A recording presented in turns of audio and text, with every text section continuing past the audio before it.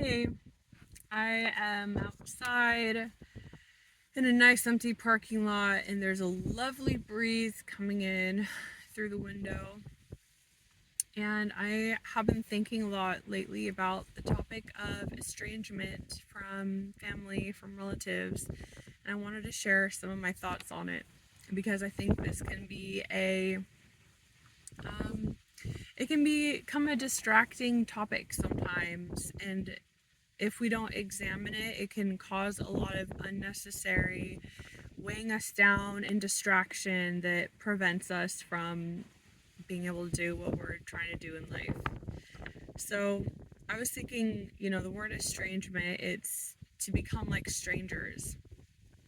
And the thing is, you know, sometimes being like strangers to a degree, like it's not a sentiment at all of hate. Sometimes it is literally the most peaceful and loving thing that there can be, to have an element of strangerhood between people, whether like blood relatives or not, to have that element of just not knowing, not connecting over certain things. And I think that sometimes like real I don't know, like I'm there with you, like that sense of like collaboration, like doing the hard thing, but it's right, and it's, I don't really have the right words for it, but this type of feeling that can happen from a distance and without words exchanged, and two different parties, especially if there's been a lot of like codependence and these patterns from the past trauma that has to be left behind at some point. We have to have some kind of line drawing it out, to create a new dynamic going into the future. And I think sometimes the only way to have that line is to have a period of estrangement where you become more like strangers, where you don't talk, where there can be this element of both parties discovering different parts of themselves, um, and just developing new perspectives so that when you do come back together, it can actually be lovely, and it won't just be more trauma inducing and distracting and um, you know uh, painful to everybody. So um, yeah, I think that there's a lot of pressure in the world, this idea of, you know family loyalty, and you have to be in close contact with the blood relatives in order for there to be kind sentiments. And especially, it's difficult to sometimes when people are just trying to make surface level conversation. They're like, oh, are you doing stuff with your family, or where's your family live? Do you talk to your family? All of that. It's a lot easier to just be like, yeah, yep, yeah, I talk to them, and just say the things that don't open up a conversation for somebody who isn't asking to go that deep. I do wonder sometimes if it's also a disservice.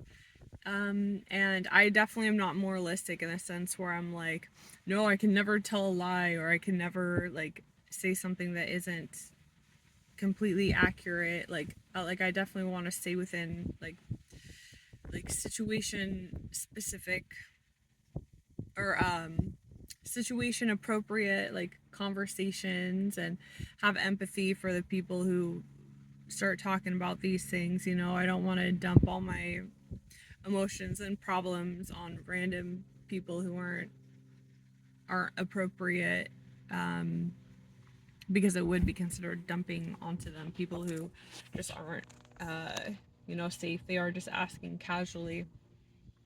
But how I like to think of estrangement in my own life, not talking to my relatives really, and it being like that for a good while, is, I always have in the back of my mind and deep in my heart this sense of love for them, this sense of appreciation, remembering all the things that happened when I was younger, like the good memories, and remembering, having that sense of affection for them, and having that sense of wanting them to be healthy and well, and having that intention to, for my parents, like, I don't want them to go to a nursing home. Like, I'm trying to get my life in order so that I can provide for them a safe, lovely retirement, basically.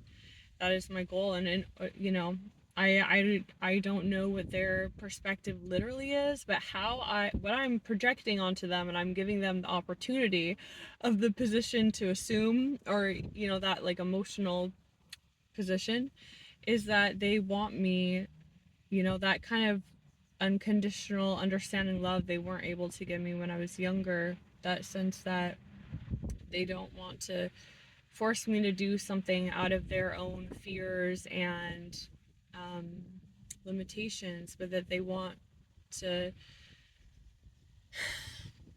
protect and support me to do what I can so I can be of help to them, and so that I can be happy and strong and be able to look out for them one day. And that means, being able to be like, no, it doesn't mean that we hate each other just because we aren't talking to each other. It doesn't mean that there is like this sense of like that they should carry this burden of guilt and shame for the mistakes they made when they were doing their best when I was younger. It doesn't mean that they should internalize that just because I'm not talking to them. Like, I want them to be able to figure out, like, and I've told them this a little bit, like, they have to be proud of themselves and not carry shame, and know that they did the very best that they could. And yet, that doesn't erase my hurt. It doesn't erase the reality of the chain of events that went down that affected me, but it's also not their blame to carry, in this sense of like feeling like so guilty and weighed down and hating themselves and harming themselves in the present. you know it's really difficult when you have these kind of I guess the best word I know to describe is codependent type of dynamics with relatives. But I just really want them to be able to have that freedom, and to know that they can investigate their lives, expanding their sense of identity, expanding their sense of what they take joy in the world, without me as a distraction that's like in there, that's causing their mind to be focused on the guilt, the identity of guilt, the identity of failure, and all of that. That they can just have, they can find other parts of their lives and remember a little bit, like, who am I without children even in the picture? Like, who am I as like an individual? And they're in their late 50s, but it's never too late to do that at all. And that's just really what I hope for them. And I think it's really distracting to have this, trying to maintain a surface level illusion of performance, because of how my life has gone, and the ways that my experiences have shaped me. It is very much this sense of performing in order to prevent them from harming my parents, from harming me, or performing to prevent them from harming themselves. In the sense of performing that I'm always happy, and everything is always like feeling great, and I am so secure, and I have everything that my parents wish I had. Like, I have like money, and I have like fun and happiness, and everybody loves me, and nothing bad ever happens to me. And I know that my parents, they definitely have struggled with me being homeless, in the sense of not knowing how to interpret like how the world fails people and allows these things to happen to people, and that they have taken it on as a sense of shame for them. But their shame for themselves, because of my reality, it distracts me from being able to understand my own identity and my own experiences in a proud, beautiful light, because I'm just thinking about how I should be ashamed and hate myself and harm myself and take all the blame in order to try to prevent them from taking on the sense of blame and shame for what I have experienced, when it's really society and the broken systems. But I have to spend a lot more time pounding this. I don't know I'm doing that, but pounding this new mindset into my brain so that I can even have the fortitude one day to come back into contact with my parents, and I just, like, for me, I don't care about, like, enjoy the present moment with them and soak up every moment, because it can't soak up every moment. Like, the moments don't feel good. That's a very sentimental thought. Like, I'm happy for the people who that line of thought works for, but for me, like, that kind of sentimentality, I have no place for it in my life, because it's just like, well, the present doesn't even feel enjoyable at all. Like, I'm not gonna soak up the present moment. Like, when they pass away, like I don't have a fear of death, and I don't, like, for me, when people pass away, I'm like they're going back home. So for me, it's not like, oh, they're gonna die. There's this impending tragedy. I gotta soak up every moment. For me, it's like, no, I don't want them to suffer. And in order for me to be there when they're like getting elderly, like in the next 10 years or whatever, when they're in retirement ages, in order for me to be there for them, like, I need them to calm their tits and just, like, step back and be able to have a new perspective on their life, for them to start enjoying their lives. And I need to just be able to focus all on changing my mindsets and getting into a stable position and stable finances in my life, so that I can protect them in 5 to 10 years or whenever it is, and I can be there for them, and I can make sure they're not in nursing homes, and I can hire home carers for them so that they're well taken care of. And because I've experienced enough that sense of, like, just misery and just doing things out of obligation and duty and fear, and every day is just misery, and so much of a lack of resources spread so thin that everything is just, I'm talking about within a relative, like a family kind of context.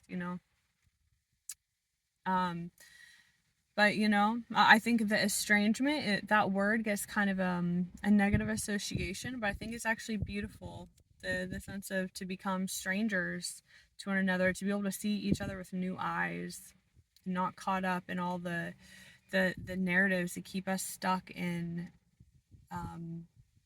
toxic cycles that we were all handed down, just because of how, intergenerational trauma. We're just handed it down, but we can choose to not be in suffering and keep on repeating that. So to me, estrangement is a really beautiful decision to take, knowing that it is a necessary step that you take with faith, not with fear, being like, what's all the worst things that could happen? But you take it with complete faith for the greater process and the goals that you actually care about, which is to have that opportunity to have some kind of good relationship with your blood relatives one day, something that feels nice, to that opportunity to be able to take care of them when they're older. Because for me, I'm like, people die, like, good, like, everyone's gonna die, nothing wrong with that, nothing to fear about that. But for me, what's to fear is suffering when you're alive. Like, that for me is the terrifying, horrific thing that I want to prevent for them, and I want to try to be there for them in that way. So yeah, and I think that when it comes to personal, you know how you weigh the personal aspects of all of this when it comes to having your own sense of family, like, I very much love that whole idea of chosen family, and that family, it's way too much focused upon in culture for family to have to be your blood relatives, but family, or family, like friend family, like, that is all in that, those type of, like, sacred bonds with people where you feel really safe and connected with them, like safe positive connection where you bring out the best in each other and you can actually help each other. And I found that through my boyfriend. I'm very grateful, and I'm still, you know, looking to expand that sense of family. And I have, you know, a bunch of dog care clients and people I see occasionally, like the woman who does my nails, and I guess she's the only person that it's just like the wider sense of community, you know, and that doesn't correspond to family necessarily, but that's another thing I've been thinking about is the difference between community and family. You know, like relatives, like you might be taught growing up to call your blood relatives family, but they're really more your community, you know? They're not really your family, you know? It's like relatives is the general concept, and then family are the people that it's safe to really open up to and be vulnerable with, and then your community is the people who you can have really safe, essential, beautiful partnerships with, but you have to kind of have different degrees of masks or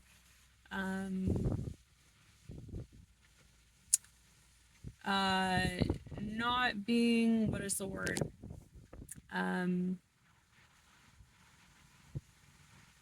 naive as to the ways that your values and beliefs differ, you know, because that can lead to a lot of just distracting can of worms and pain and suffering. So yeah, just wanted to share my thoughts on this topic, and I hope it's helpful in some kind of way. And just, you know, what I'm reminding myself every day is to not take upon this sense of guilt and fear in myself for being estranged from my parents, you know, and being grateful, remembering everything that happened before, but also, you know, my priority right now is to reestablish that relationship within myself, to not pressure myself out of obligation, out of guilt to contact them.